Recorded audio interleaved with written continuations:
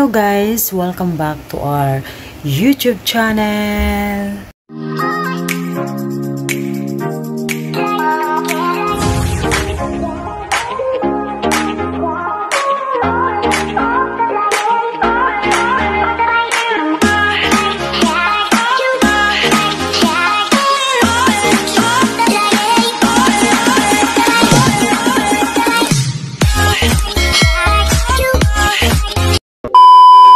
Guys, so for today's vlog guys, it's tayo po ay mag-bedroom tour po tayo guys. So sobrang tagal na po natin hindi nakapag-vlog guys. So ayan, palaging mini vlog na lang po ang ginagawa natin for today.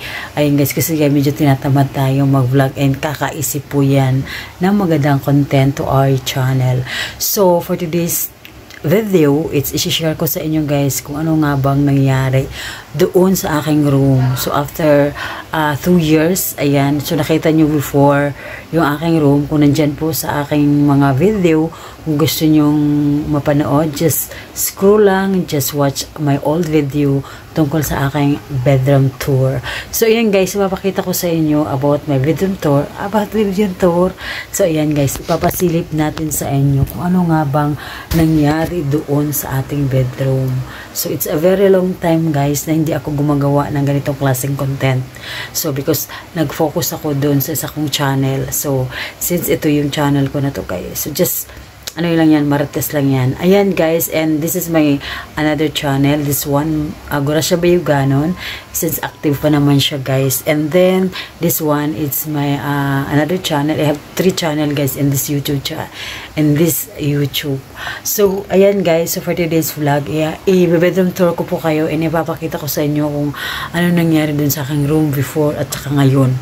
So ayan guys, i-share ko sa inyo. And syempre guys, before tayo mag-start, syempre inibitahan ko kayo guys mag-subscribe. Kung hindi pa kayo nakapag-subscribe, please guys subscribe and click the bell icon for updates sa all our video na in-upload natin dito sa ating YouTube channel. Kaya lagi kong sinasabi guys, let's go sa ating bedroom tour. 1 hour later. Guys, ito na nga guys yung ating room. Andito na po tayo ngayon and ito yung aking pintuan. So ayan, magkaiba po siya ng wallpaper. Yung wallpaper po dito magkaiba din dito.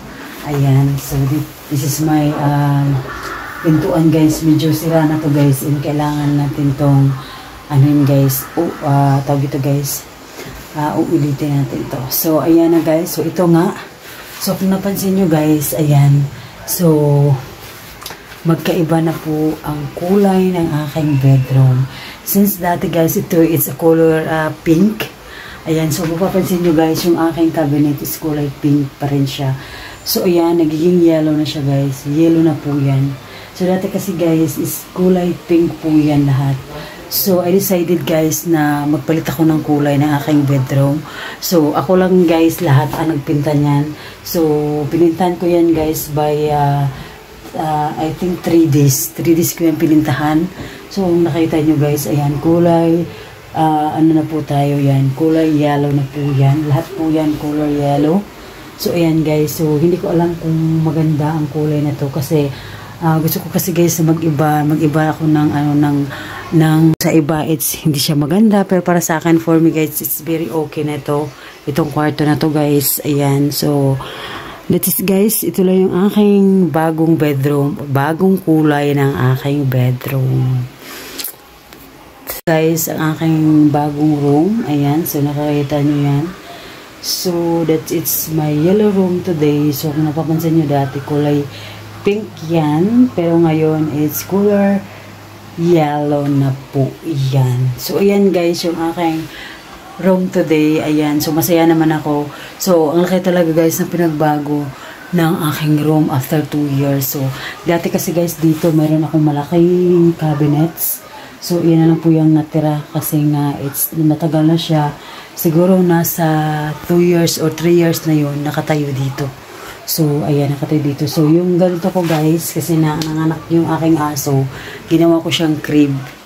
Kasi nga, sira lang naman yun, gabok na siya. So ginawa ko, binigay ko na lang siya sa aso ko. So ginawa ko siyang crib para sa aso ko. Pero ngayon, malaki na yung aso ko. Wala nang aso dito, wala nang puppy. So, ayan. And tuluyan ko na talaga siyang kinalimutan. Charot. Tinuloy ko siya. Nasira na talaga siya, guys. Ayan. So, nagtaka kayo kung nasaan yung aking mga damit. So, andun, guys, sa ibabaw. Doon ko muna siya inilagay kasi balak pa akong magpalagay dito ng cabinet. So, hanging cabinet. Pag nakagawa na ako ng hanging cabinet, yan, dito ko nilalagay yung aking mga dress. So, ayan guys, ngayon lang muna itong aking bedroom tour updates dito sa aking bedroom.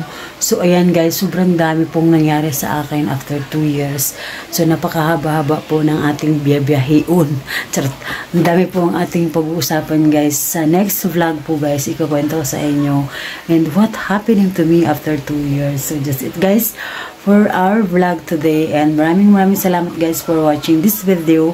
Ayan, and wag niyo kalimutan guys, please guys subscribe to our YouTube channel guys na naka-flash po sa ating screen. Ayan, and to my other channel guys, this one Gracia Bayuganan, don't forget guys to subscribe guys, subscribe that channel guys, and Gracia Bayuganan. So ayan guys, and this is the vlog for today.